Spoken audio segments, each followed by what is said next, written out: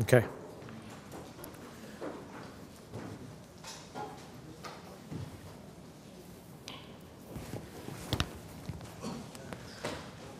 All right, welcome back. And we're going to switch to sort of a different part of the reinforcement learning space. My personal interests in research and my group's interest in research have shifted from asking how do we take reinforcement learning and solve large-scale control and engineering problems to asking how can reinforcement learning make a big impact in artificial intelligence.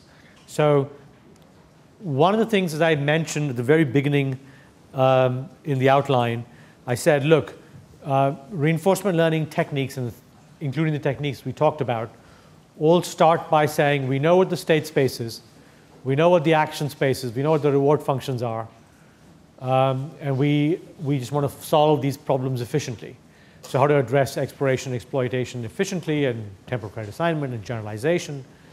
But if you're doing AI, that is, if you're trying to build an agent that's going to live in the world and do interesting things, especially if you're interested in flexible AI, that is not, just, so if you're building a helicopter flying system, if you want to build a robot that can fly a helicopter, then, thousands of person-years of effort has been put into deciding what the state space should be, exactly what the variables are, what the reward function should be, what the actions choices should be.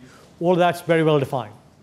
On the other hand, if fancifully, if you could log on to Amazon.com and order an Android, not the operating system from Google, but a robot that could come to your home and help you live your life better, what would its state space be? What would its action space be? What would its reward function be?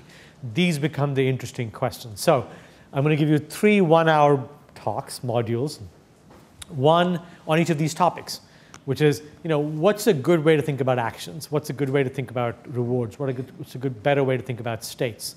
Or where do these things come from is what I'm going to talk about. So the first part is about actions. What are actions? So up until now, we talked about Markov decision processes. So Markov decision processes, you have time tick. At time t, you take an action. At time t plus 1, you get another action. At time t plus 2, you get another action. That's not realistic. That's not how you and I behave in the world, right? When you were planning to come here to fly or drive to Purdue, what did you do? You thought about flights to airports, taxis to the airport, getting a friend to drop you, and so on. So actions were of very different durations. Flights from wherever you came from to Indianapolis, driving from Indianapolis airport to the hotel, walking from the front of the hotel to the reception desk. All of these are very different temporal scale actions. So we don't behave in the world, we don't plan in the world, we don't learn in the world by taking time-synced, one time step per time step action. Now you could say, well, maybe you have continuous state and continuous time and continuous action.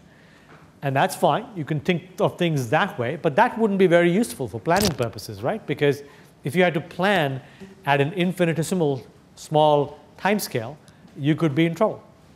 And we don't think of things that way, right? We don't think in terms of muscle twitches. We think in terms of going to the door, going to a coffee shop, finding a sandwich, things of that sort. How does this come about to be?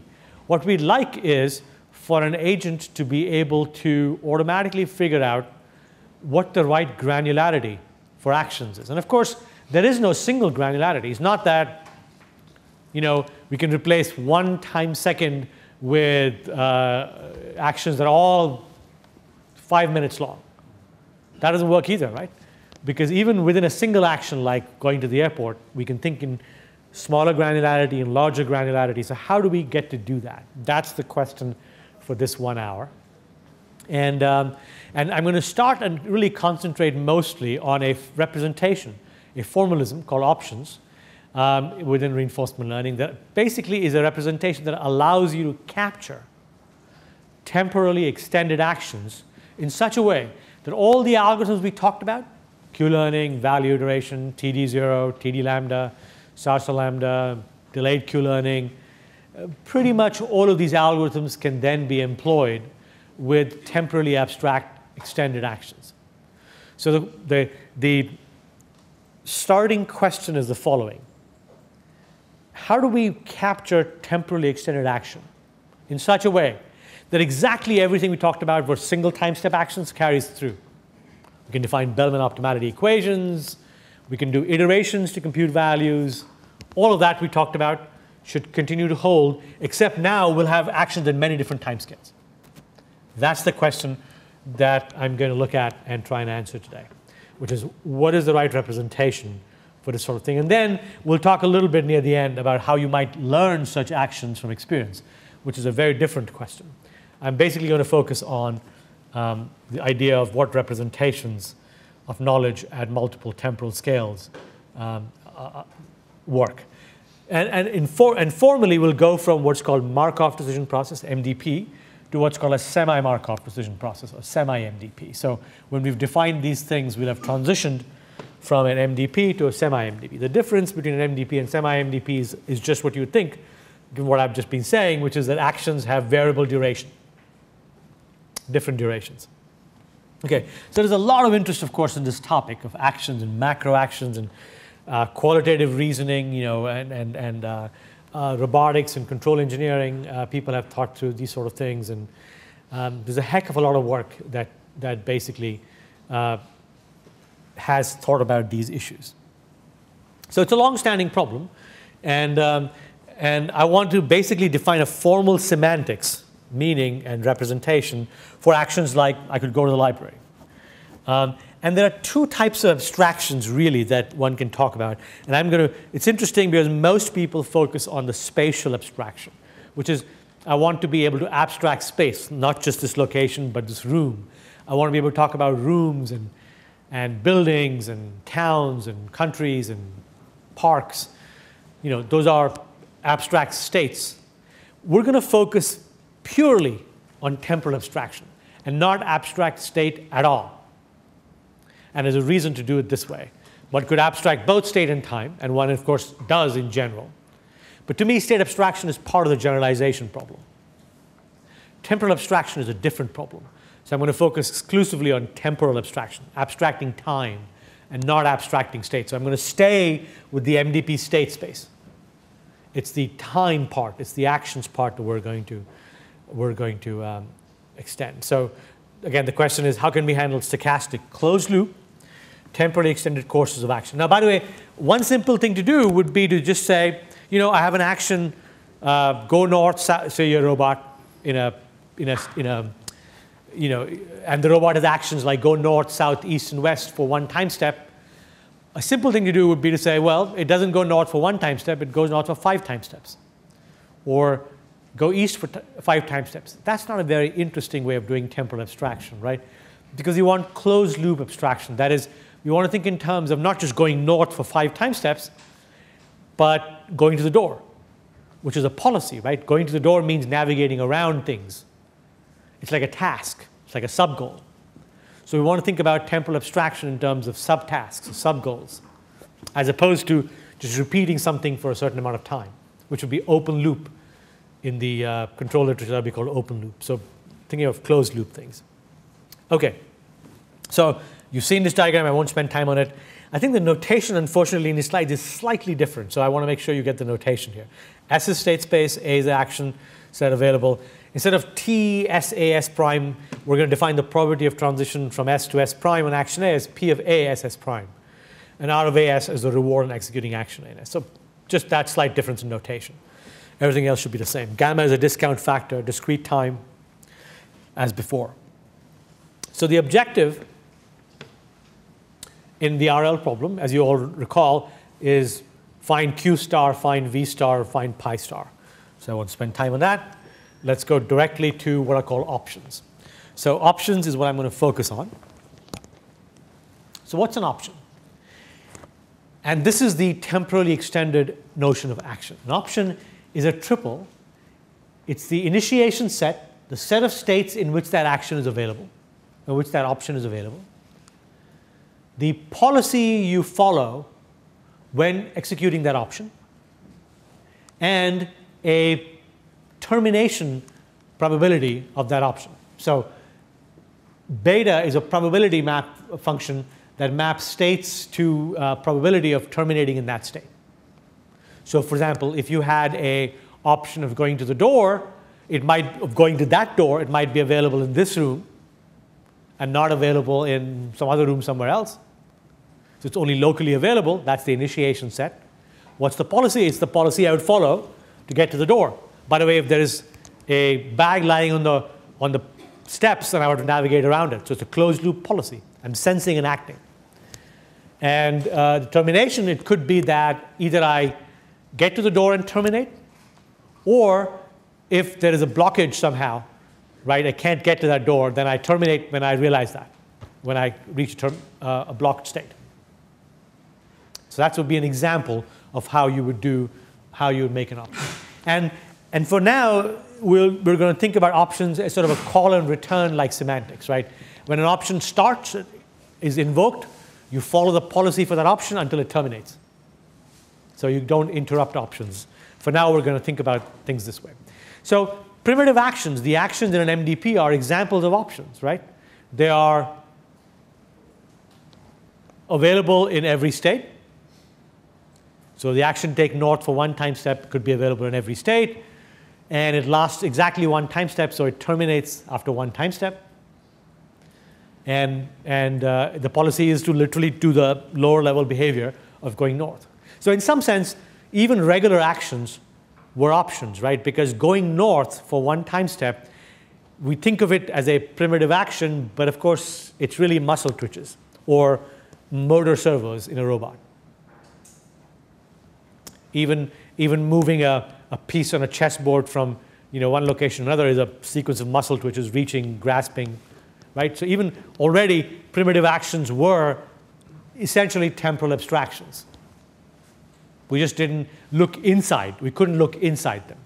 Here, we're going to take an MDP, which is defined at some lowest level of granularity, whatever that is, and then define these options on top, and then show you how to learn and plan with these options. Is there any questions about this so far? Yes? Can it be used with a very large action space? Can we use this option setup to learn the agent where the action space is very large? So we didn't talk about size of action spaces, right? If the action space is very large, the problem's complexity is higher. So I'm not sure what you mean. Certainly when we define an option, we're adding an action to the choice of actions. So we are growing the action set, if you like. Or at least one way to treat options would be to grow the size of the action set, right? So, but I'm not sure what your question was. Was the question, can we use it? What does that mean? Actually, can we use this option setup to train the agent with very large action space? Suppose the action space is like 10,000 discrete actions the agent can take. So can we divide it in such hierarchical order so the agent will be able to execute those much of action? Because in general MDP setting, we cannot train the agent with that much of action. Right. So roboticists will often do that, right? Where they could think in terms of motor servo-like things, or they could think in terms of higher level tasks. So you could have a lot of primitive actions, but it may be that to do what you want to do in the world, you only need to do a certain number of subtasks, and you can make them as options if you like. So like going to the door might involve many different primitive actions, but if all you need to think about in terms of navigating to particular states, then those might be reasonable representations of action. So if you're asking, do options offer a solution to the large primitive action space problem? Yes, possibly. Yes. But we haven't gotten to the detail yet. So here's a diagram. Here's a cartoon diagram. You have a grid world, rooms, you have doors, and you can have north, south, east, west actions, up or up, down, left, right, I guess. And let's say it's stochastic, it fails 33% of the time. So there are 4 rooms, 4 hallways, 4 unreliable primitive actions, and you can have an option for every one of these doors or hallways, which is, so the red option is O1 is to take you to that particular doorway or hallway. Right? The red action, the O1 option takes you from this room to this door. O2 takes you to this door. And since there are sort of 4 rooms and 2 hallways for each door, each room, you have 8 possible actions, 8 possible options that are these hallway options. Okay? And basically, what these options look like, again, you have the O1 option is available in all states within this room, and it terminates when you get here. And the policy is the policy you'd follow to get to this place. Okay. So now let's talk about semi-Markov decision processes. So options, you have a Markov decision process, right? Regular time ticks. At regular intervals, you take actions. In a semi-Markov decision process, when you take an action, there is a potentially random duration at which this action finishes, at which point you can take another action. So options convert a Markov decision process into a semi-Markov decision process. So you have the underlying Markov decision process, and on it you overlay these options that then the blue diagram becomes like a semi-Markov decision process. So you could have continuous time MDPs, which we didn't talk about very much. But as long as these options sort of take a lot of time or take time, you essentially can recover infrequent decision making, right?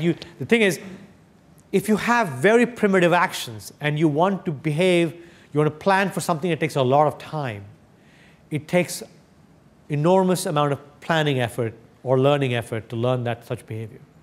If you have actions that cross a lot of time, then you can plan much more efficiently. And I'll get to this more formally at some point. Is the level of hierarchy also? Like this is first level hierarchy, can we be second level?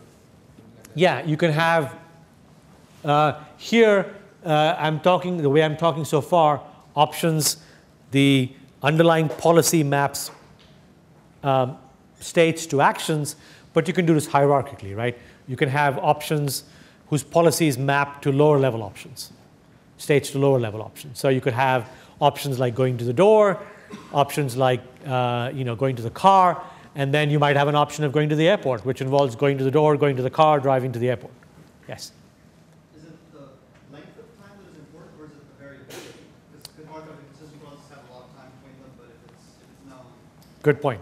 So right, you can always take when we say one time unit in an MDP, right? That time unit could be arbitrary amounts of time, as long as it's fixed in the real world, right? So it could be that we're taking north for 1 second or 1 minute or 10 minutes. But the point of an MDP is that the duration is fixed, whatever it is. So it's the fact that it's multiple time steps relative to the underlying MDP, but also a variable time step. So getting to the door from here is different from getting to there, or getting from there, and they're all the same option. They all take different times depending on which state I started. And they may be stochastic too, right? There might be some, if I'm driving to the airport, the time it takes to get to the airport is stochastic, depending on traffic conditions and so on. Right? I want to be able to think about going to the airport. And when you plan to go to the airport, or plan to go somewhere through the airport, you don't think in terms of distributions. You sort of think in terms of, I know with very high probability I can get to the airport from here in 1.5 hours, 2 hours. Maybe it's a little bit context dependent on what time of the day you're traveling, right? Something like that. So we want to think in those terms. Okay, so for any MDP, if you add a set of options, the decision process that chooses amongst the options, executing each to termination, is a semi-Markov decision process. Right? So that's the formal idea. And all the Bellman equations we talked about and all the dynamic programming results extend for value functions defined over options and models over options, basically using the semi-Markov decision process theory. So here is that idea. So now you have policies over options. So mappings from and these are stochastic mappings in general. So mu is a distribution, is a mapping from states to distributions over options. So O will be the set of options, A will be the set of primitive actions, and we can define value functions for policies like this. V mu of S is just like V pi of S, where pi was used for primitive action policies and mu is used for policies that map states to options. Okay? And we can define Q mu and option value functions. We can define optimal. V star of O is the optimal value if the choice of actions available is this set O, and similarly things like that. Right? And you can basically do everything we did with MDPs for this setting. Absolutely everything. So here is the usual thing, right? The value of policy mu in state S is the expected discounted sum of rewards you get when you behave according to that policy. And you can define V star of O as just the max or all ways of behaving with options of the value function for that way of behaving, right? So exactly all of what we had for MDPs works on this. So if you don't get this, you have to ask me, because this is crucial to the rest of the story, right? I'm defining the notion of optimal value. I mean, in some sense, this is obvious, right? I just have ways of behaving that map states to options as opposed to actions. But of course, I'll get some discounted sum of reward along the way, and so that will be the value. And there will be a best value I can get if I'm constrained to pick amongst options. Right? So none of this should be surprising. Okay, but what about models? Because you want to be able to plan, right? In a MDP, we had this model, right? The transition probability of going from state S to S prime on action A, and a reward from taking action A in state S. Now, how do we do that when we have options? It should be nothing surprising, right? If I have an option of going to the door, the reward for doing that option in, say, this state that I'm standing in is the discounted sum of rewards along the way until the option completes. What's the distribution over next states? It's whatever distribution is generated by the termination probability. So if the action of going to the door only terminates when I get to the door, well then, with probability 1, it'll be at the door when it terminates. If it terminates if it gets to the door, or it terminates if it hasn't gotten to the door in 15 time steps, then it's a bit more complicated. So let's talk about that. So here is the model. We define the reward for option O in state S as the expected discounted sum of rewards until termination. So now when I look at the reward for an option, it tells me all the reward I get in terms of discounting until I finish. And now the transition of probability of starting in S, taking option O, and terminating in S prime is what you would think, except for one trick. We have to put the discount factor in there, right? Because if it's going to take me 10 steps to get to the door versus 20 steps versus 15 steps, and there's some distribution over this duration, I want to take that into account. So it's the discounted probability. So if you terminate in state S prime in k time steps, then it's gamma to the k, discounted probability. Once I have this, then I can basically write down exactly the same equations. So I initialize the value function to 0, and I do exactly value iteration. Except now, this reward is the reward for option O, and I'm considering all options, and the discount factor is already in the transition probabilities. So it's exactly the same equation as before, except now I have temporally extended action and variable extensions. So this is the beauty of this, right? By just considering temporal abstraction, not considering state abstraction, we were able to recover exactly the Bellman equations and the iteration algorithms and Q-learning and all of that. So is the power of this clear? Is it clear why this could be? So why is this interesting? Why is this Why is this useful? The fact that you can do this, the fact that you can have temporally extended actions and do this iteration, how does it help? You still have to do this iteration. In what way does it help? How is it helping? So I'm giving you the reward function, ROSS prime. I'm giving you the transition properties, which of course you don't know to begin with, but we're considering the planning setting, so we assume we know these things. So how does it help? Why does it help?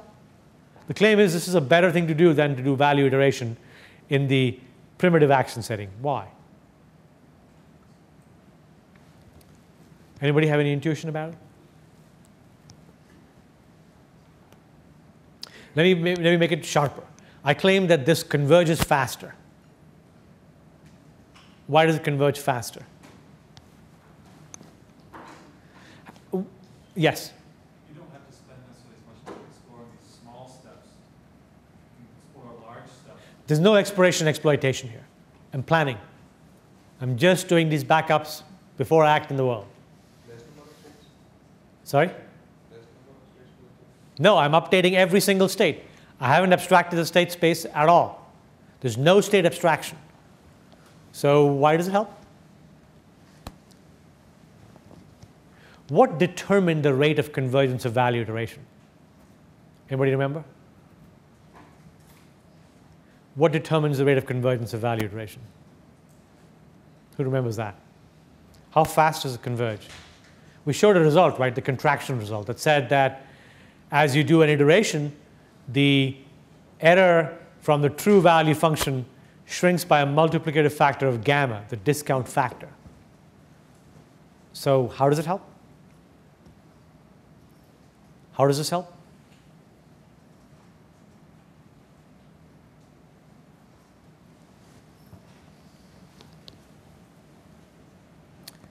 Come on, you have to wake up and try to answer this one.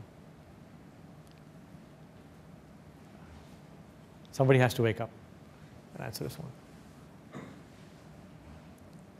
So the rate of convergence was determined by the discount factor, right? What's the effective discount factor here? Suppose, magically, every option lasted 5 time steps. Exactly.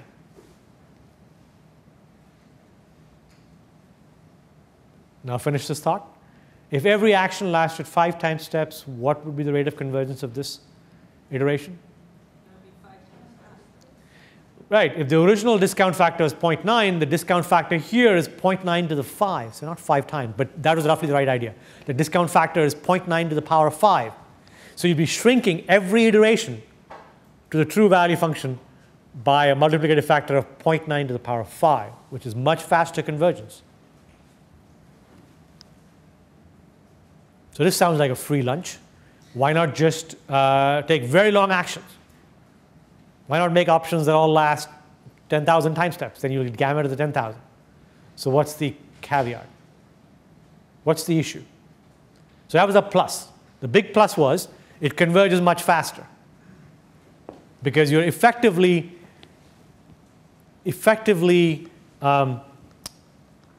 you're pulling information back much further in time, and therefore, in some sense, you're pulling information back from the end in much faster, bigger jumps. So that's good. What's the flip side? Why don't I just take, suppose I had north, south, east, west actions. Why don't I just say, you know what, I'm going to make new actions. Go north for 5 time steps, go east for 5 time steps, go south for 5 time steps, go west for 5 time steps. That would be a terrible idea. But it would give me faster rate of convergence. So why is it a terrible idea?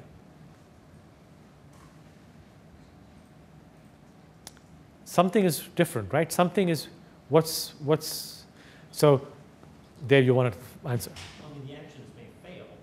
Exactly. And I guess another way to say the actions may fail is that, one, you may be ending up in different states, and your rewards get kind of funny too. No, the rewards are fine because we defined the reward for the discounted sum of rewards for the 5 time steps. But the right answer, but that was the right answer, which is, look, all this is saying is it'll converge to the optimal value available with that set of options. If I choose the option set badly, then that optimal value may not be as good. So all it is saying is that it'll converge faster, but basically the effective duration of each option will determine the rate of convergence. It'll converge to the optimal value for that set of options. But you know what? You could include in the set of options all the primitive actions. If all the primitive actions were contained in the set of options, then of course V star of O will be V star, because I always have the primitive action as an action selection. So now it looks like I've recovered the free lunch. I'm going to converge faster, and I'm going to converge to the optimal value function that I would get with MDP. So now what's the issue? The issue is I'm doing maxes over things, right? So one of two things will happen. Either the options I've added will indeed be optimal, will be part of the optimal behavior, in which case they will really make a difference. Or if the primitive actions win this max, then the effective discount is still back to gamma. So in other words, sure, you can add options, throw options into the mix. And if you just have temporally extended options and no primitive actions, then you converge to V star O, and it could be great, could be terrible, depends on the quality of the options. If the option set contains the primitive actions, then in the limit you can't do very badly, but you may not benefit if the options are not part of the optimal behavior. So if I have options for jumping up and down, I have options for juggling, but I'm navigating to the coffee shop, those options are not going to be part of the story, part of the optimal behavior, and they won't do anything for me. So the big question, of course, is what are good options and how to get good options. But the insight that I want you to have is that temporally extended action and planning on that, it's an obvious insight, gives you faster convergence to the best way of behaving from those temporally extended actions. And it's literally the fact that you basically get an effective discount factor, which is much closer to 0 than you would otherwise. OK, so let's show this an example, right? So now you have the rooms world. Here is the goal. If you had just primitive actions, you do one iteration, update every state once, only these two states will get updated. Why? Because everything else, if you're here, you'll go to these next states, and they have no value 0 to begin with, so no update. So you'll pull back value only one primitive action away. You do it twice, now you'll pull back, you'll update the value of all states that are 2 steps from the door. If you have these options, then when you update, right, from this is the goal state, in one iteration, you'll fill in all of these values. And if you do 2, then you'll fill in all these values. So that's how they're helping, right? When you're doing this backup, you are updating these values in a much faster, right? So this is the purest illustration of how this is helping. Now, of course, I sort of cheated a little bit, right? Which is that conveniently the goal was exactly one of the option locations. So in general, that wouldn't be the case, right? The goal will be somewhere else, like maybe here. Well, then the primitive actions, then when you do the first update, there's no option that takes you here. So now you have options and primitive actions. So at first update, will only the primitive actions will engage. Yes? Is the value function, is the amount, is representing the value you get when you do the update. And then you do 2 time steps, and then these updates happen. So now one of the option goal states has a value. So now the options will win or can participate, and in one iteration you can pull back values here. And at some point, at this point you have a value here, so next iteration you'll get values here. Is this clear? Is this picture clear? If this picture is not clear, you're missing the entire point of options.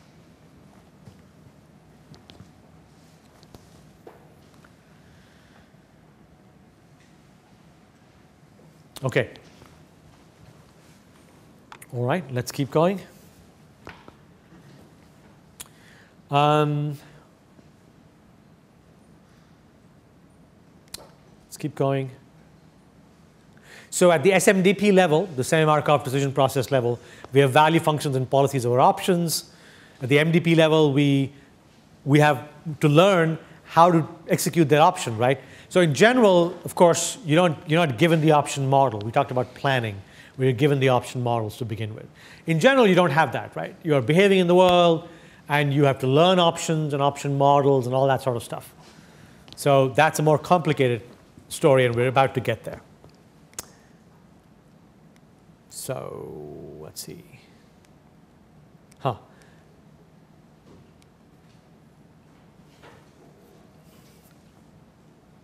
Before we get to that part, let's talk about something else, which is called termination improvement. So I want to show you a picture first, then we'll come back to this diagram. So here's a picture. Suppose you have a navigation problem, and you have options defined for these black dots. These are like landmarks. Like, when we navigate, we often navigate through landmarks. Go to the Baskin Robbins, take a left. Go straight for 5 red lights, take a right. That's how we think about things. We have these landmarks that we navigate towards. Go west until you see something, go east until you see something, that sort of thing. So imagine you have these landmarks. These black dots are in this open space are landmarks, and you have options that take you there. So there's this filled gray, green, whatever color it is, circle that has actions to take you there. Right? So if you plan, and these could be, the primitive space could be continuous actions, continuous state space, but you can start in some state S0, and then you are within the space of this option. Sorry, you're within the space of this option. That is, you can go to this dot. And when you're here, you're within the initiation set of this landmark, so you can go here. I think I have a diagram for this. Let's see. Here it is. So if I were to do option level planning, what would I do? Right? I would start here. I basically have 2 options available. I could stay here, or I could go to this option, because this is the only option whose initiation set this state is in. So I would go there. Then I would be in this state, this landmark's initiation set. So I would go there, and I would do this. But of course, you can do something much cleverer. And here's the idea. I start here, and I say, you know what? I should go towards that landmark. But as soon as I cross this boundary, now I have another option available, which is to go to this landmark. And actually, that landmark is closer to the goal. So I should switch to that landmark. So now I violated something I've been talking about. I have not followed an option till termination. Right? I can improve by terminating options early. So I might say, given where I am, I should go to the door. But when I'm on the way to the door, I see something else and say, oh, well, that's better. I should go there. Right? That's how we behave. We don't sort of say, I'm going to the airport and nothing will change my mind. Right? You might see an ice cream shop and feel hungry and stop for an ice cream, or you might see a friend and stop and give a detour or whatever, right? So we don't do things till termination. That seems kind of silly and absurd. But all the theory we talked about before assumed that you would do things till termination. When you pick an option, you'll continue it till termination. Because if you were to terminate options early, then it becomes much messier, right? Because now I don't know when depends on the situation. If I happen to see a friend, I'll stop. If I don't happen to see a friend, I won't stop. And it might depend on the day and so on. But there's still this idea, which is that if I could figure out that switching to a different option would be better, I should do it. So here is the mathematics of it. So here's a theorem, which we call termination improvement. So say I have a policy over options mu, and I've learned a option value function Q mu SO. So I'm in some state. Policy mu says do some option O, option mu of S. So I do it. But if O is the ongoing option, but if some other option's Q value is larger, then switching to that option improves. Sorry, I muddled that. Let me try to say it more clearly. Basically, this is the policy improvement theorem for policy for MDPs, right? Remember in MDPs we said, if I learn a way of behaving, the value function for a way of behaving, let me use the document for this.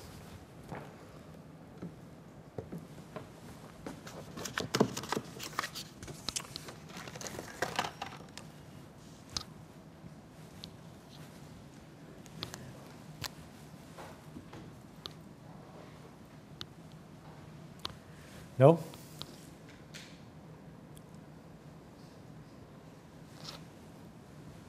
Does this have to be woken up? Anybody in the back? Do you know if this has to be somehow woken up? I mean, I did that on a screen. There's a switch. Ah, thank you. Okay, so this is simply, I mean, recall that, you know, if we have v pi, if we have behavior going to policy pi, we have v pi and we have q pi s comma a.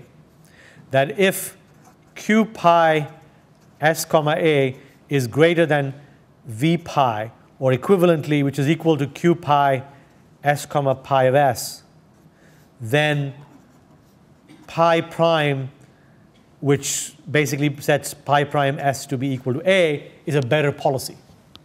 Remember we talked about policy improvement? We said, you know, if I learn the value of a particular way of behaving, but I learn the q value function for that action for q pi s comma a, then if this does better than v pi, that is behaving according to pi of s, then this is a better policy. So it's the same thing. We just, the same thing except in option space, which basically says I have a really easy way to improve on my option value function by terminating an option early if the value of the option is better than staying with the old option. The new option is better. Okay, so that's just that. And let's see. So that will lead to the green path rather than the red path. And let's show you a little quick application. So I can't see here, so I'm going to switch. So this is a sort of surveillance problem with aircrafts.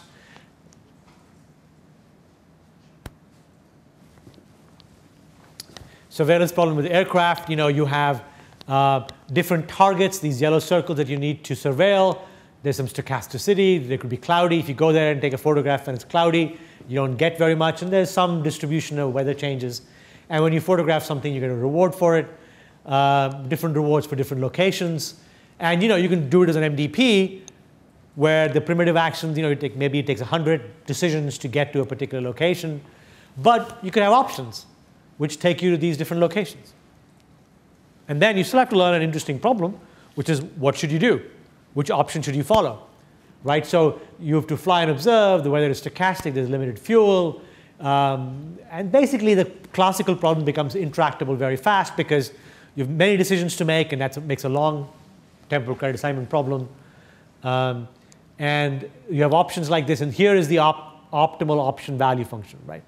And the beauty is that you could have many, many primitive actions. You have 100 decision steps. While here, there are basically just, what, 6 decision steps. Which option to take? Sorry, no. You can cover all the different places with about 6 choices of actions. Right? Also, it leads to an indirectly a much more compressed. So here is the point that I do need you to get. This is a clever aspect of options. So I've been saying so far I've not done any state abstraction, right? The states are the states of the MDP. But implicitly you're getting a state abstraction, or at least you're getting state reduction. Here's how that works. Suppose you always start from a base, right? A base airport. And you're always going to pick one of these options. Then when you pick an option, right, how many possible next states can there be? Not that many. So when you look at the possible ending point of an option, there aren't that many. So when you back up states, when you do this planning procedure, you don't have to consider all of these states in between. Because when you take an option, you'll only ever see this state, that state, that state, that state, that state, that state. So now, when I do backups, I have to be clever and not update the value of every state because I'm just not going to see them. I'm not going to experience them. Yes? Doesn't there seem to be a conflict with that, between that and the notion that an option can be interrupted? Interrupted, yeah. Yeah. Yes, because to interrupt options, I will have to, but suppose I can only interrupt in certain places. Okay. Then I could still have that reduction. Right? So if I just added a few more states where I'm possibly going to consider interruption, maybe I can see if a place is cloudy only when I get to a certain distance of it, so only then am I going to consider an interruption. So that will still reduce the number of state space. OK, so let's see. I want to just show you a diagram, sort of some basically intuitive results. This is saying, what if I were to the different fuel levels, forget the fuel levels. If I were to do static sort of planning and replan if some place is cloudy, in MDP, I get sort of this much performance, high is better. If I do SMDP planning, in which I plan over the options, I get much better. And then if I were to do SMDP planning with this termination improvement, I can do even better. So just a cartoon. I'm not expecting you to see the details of this sort of thing, but it gives you an idea of how this sort of thing can work. OK. So far I've said the way options help is you use an options reward and transition probabilities to do a big backup. Right? That's how it helps. So how do you learn these things? How do you learn a reward model? And how do you learn a transition probability model? Well, it's just another reinforcement learning problem. So if you wanted to learn, for example, before I talk about this cleverer method, let me give you the naive method. Suppose I had an option to go to the door, and I wanted to learn its reward function and its transition probability model. How could I do it? I could just try to get to the door. I could say I started in this state, and I behaved, suppose I knew the policy. I knew the policy, so I'm just trying to get to the door. We'll talk about how to learn a policy to begin with in a few minutes. So then I just get to the door, and it took me 10 time steps. So I got, let's say it costs the reward for every time step is -1. So it's -1 plus gamma -1 plus gamma -2 till 10 time step. So I've got an estimate of the reward for that option. And I've got an estimate of the transition probability as well. I can do this many, many times and then estimate these things. That would be the slow method. That would be the naive method. Here is the clever method. So the naive method would be what's called SMDP-Q learning, which would execute an option determination, keeping track of reward along the way, and then update the reward for that option. A much cleverer way is what we call intra-option learning. Looks like this. You are in some state. You're going to do this option. So you've just done the first action of that option. But this action could be consistent with many other options. For example, this option. So you can use a temporal difference update as opposed to, so the first naive algorithm I talked about, which is to wait till the end and then do a backup, is like a Monte Carlo algorithm. I get an unbiased estimate of the quantity I want to do, and I would take an average. But I could just do a TD-like update and update all the options that are consistent with the first time step. So now I could be learning about lots and lots of different options as I'm behaving in the world. I update the value of every single option that's consistent with the model for every single option that's consistent with that action.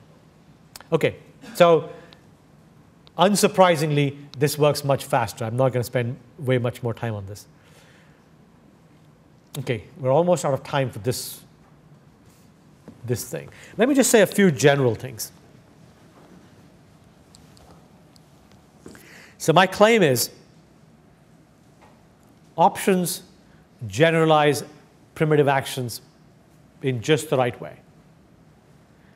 meaning they preserve all the Bellman equation, backing up, planning, learning sorts of things that we did for primitive actions. Yet, they also potentially give you a big win because you can do big updates.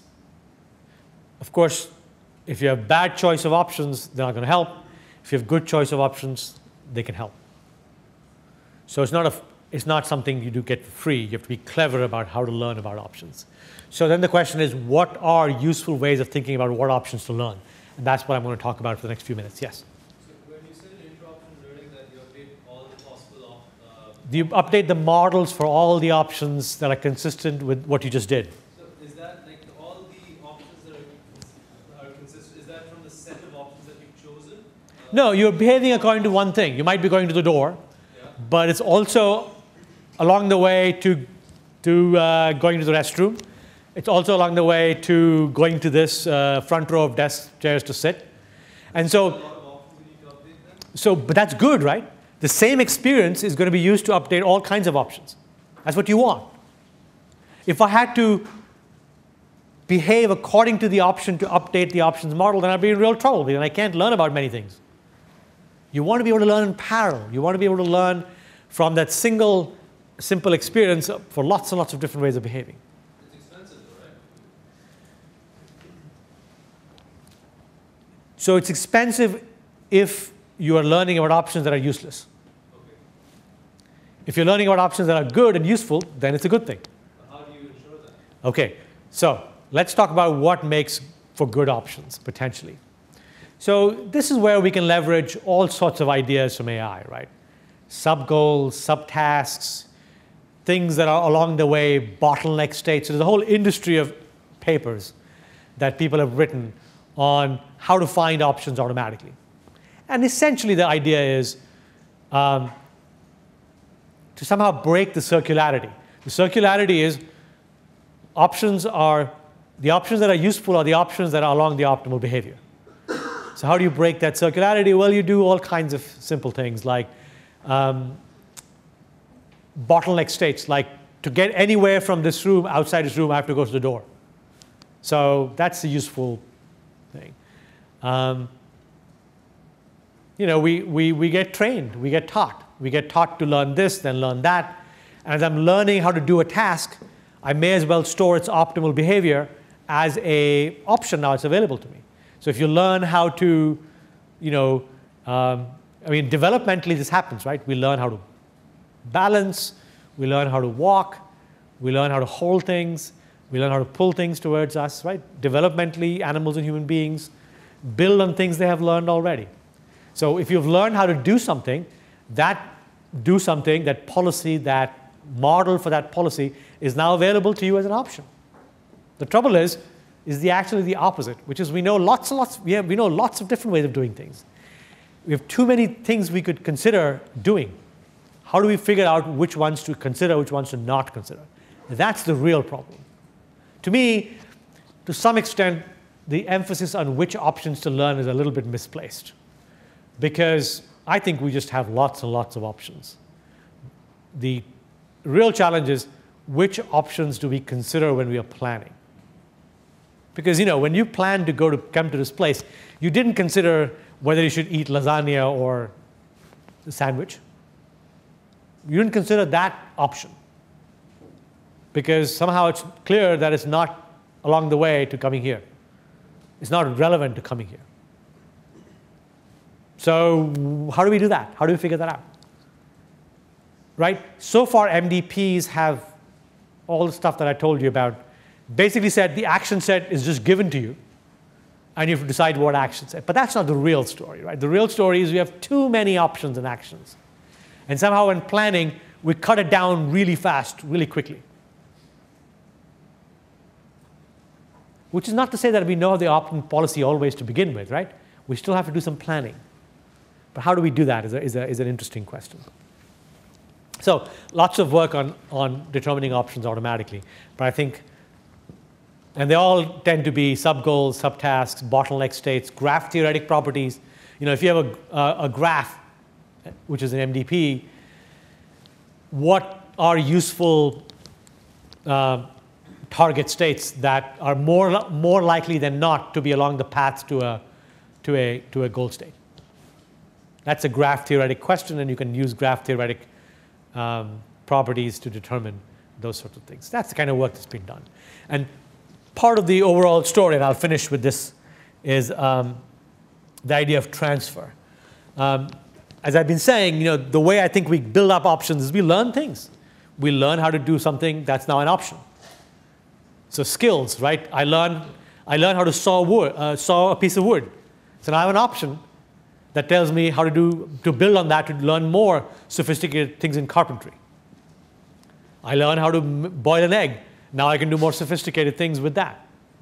So I build up these skills that now become available to me. So it's an idea of transfer, developmental sort of story. I learn things, how to do things, they become available to me, and I can plan with those things as opposed to primitive things. When you're learning how to boil an egg, you're told, fill a pan with water, a pot with water, put it on a stove. I'm just teaching my 10-year-old to do this sort of thing, right? So she, put it on water and make sure you turn the gas on and how many minutes to. But then I can just say boil some eggs and do something else. So that's how we build up options. Okay, let's stop. I'm happy to answer questions. Let's take a 5-minute break, and I will then switch to where do rewards come from. So this is like where do actions come from. I'll do where do rewards come from, then I'll talk about where do states come from. Okay, thanks. Why do we do a break? There's no coffee or anything. We do a break to wake people up. Use the restroom.